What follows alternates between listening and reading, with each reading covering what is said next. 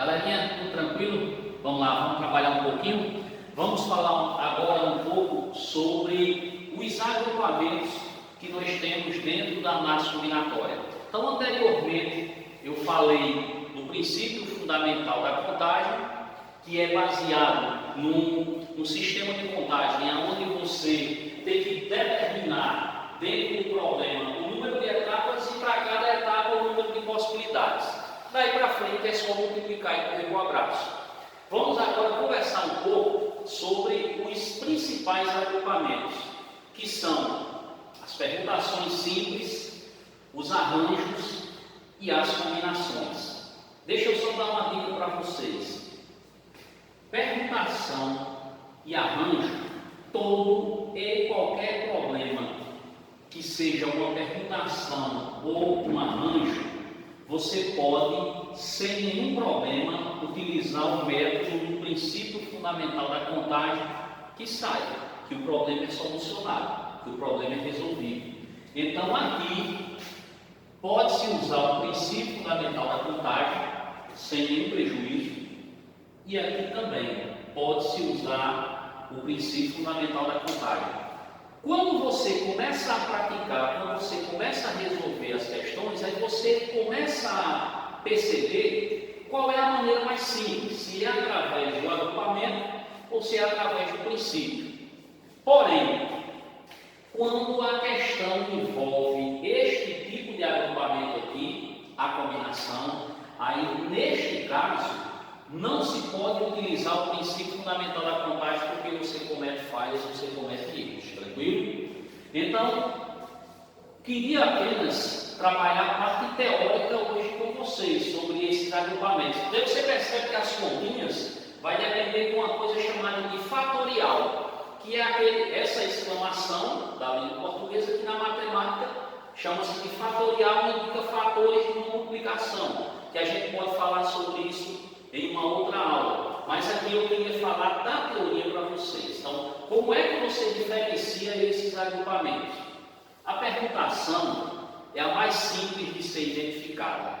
Na permutação, é obrigatório, é necessário que você utilize todos os elementos que o problema traz para você.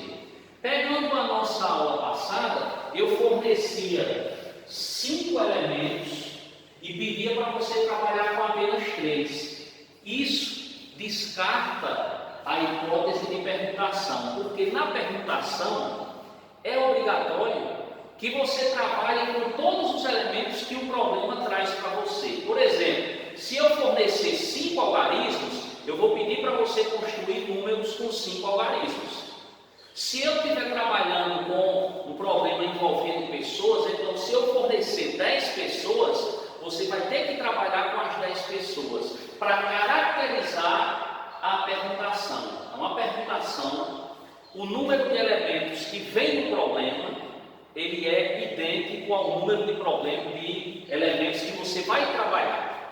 Isso é uma permutação. O arranjo é uma diferença básica da permutação. É semelhante com o exemplo que eu trabalhei ali, naquela questão de 3 números de algarismos distintos. Por quê? No arranjo, a quantidade de elementos que um problema pede para trabalhar sempre é inferior à quantidade de elementos que vem fornecido. É como aqui, forneci 5 algarismos e pedir para você trabalhar com 3. Isso é uma característica do arranjo. Na permutação, não. Forneci 5, tenho que trabalhar com 5. Forneci 10 elementos, você tem que trabalhar com 10. No arranjo, você sempre trabalha com uma quantidade menor de elementos que é fornecido. Aí tu me pergunta, e a combinação? Também. Na combinação, sempre o número de elementos que você vai trabalhar é menor que a quantidade de elementos que é fornecido na questão. Aí você diz, para. Então agora misturou. Combinação e arranjo é a mesma coisa. Não. Existe uma diferença básica que é o que nós chamamos de ordem dos elementos. você pegou esses 3 elementos para trabalhar. 1, 2, 3, você formou o número 123. Se você trocar a ordem desses elementos, por exemplo, aqui, ó, troquei a ordem de 123 para 3, 2, 1, formou o número 321. São números distintos. Isso é uma característica do arranjo. Se você inverter a ordem dos elementos, você está tendo um grupo diferente. É arranjo. Na combinação, invertendo a ordem dos elementos, o grupo permanece o mesmo. Aí você ainda diz assim, espera aí, ainda está um pouco cavernoso. Não, calma. Imagine a seguinte situação. Imagine que você tem 10 alunos de uma turma e você quer formar uma comissão para representar esta turma no evento. Olha só, eu tenho 10 alunos e digamos que eu queira montar uma comissão com 3. Primeira coisa, se eu estou dizendo que existem 10 alunos, porém eu quero formar uma comissão com apenas 3. De cara, a gente pode afirmar que não trata de uma permutação. Porque não é permutação, porque dos 10 eu só vou escolher 3.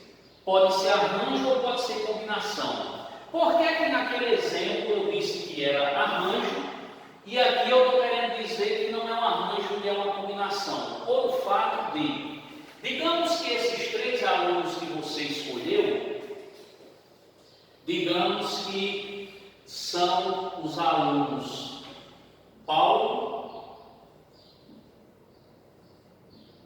Pedro e Carlos. Imagine aqui os 3 alunos, Paulo, Pedro e Carlos. Se você inverter a posição desses alunos, ou seja, a ordem desses elementos aqui, a comissão continua a mesma. Vai representar a turma Carlos, Pedro, Paulo, Pedro, Paulo, Carlos, mas é a mesma comissão. Quando eu inverti os números aqui, tornou-se número diferente. Então, quando a ordem interfere, você tem um arranjo. Quando a ordem não interfere no grupo, a gente tem uma combinação. Então, recapitulando, se a quantidade de elementos que for fornecido for igual à quantidade de elementos que você vai trabalhar, permutação. Se a quantidade que é fornecido é diferente daquela que você vai trabalhar, pode ser arranjo ou pode ser combinação. Quando é que é arranjo? Quando você inverte a ordem dos elementos do grupo e o grupo se torna diferente.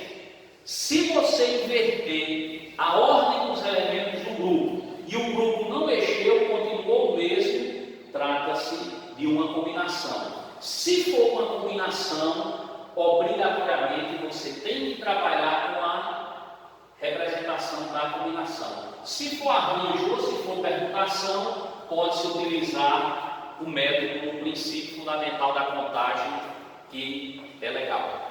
Forte abraço e até a próxima, galera.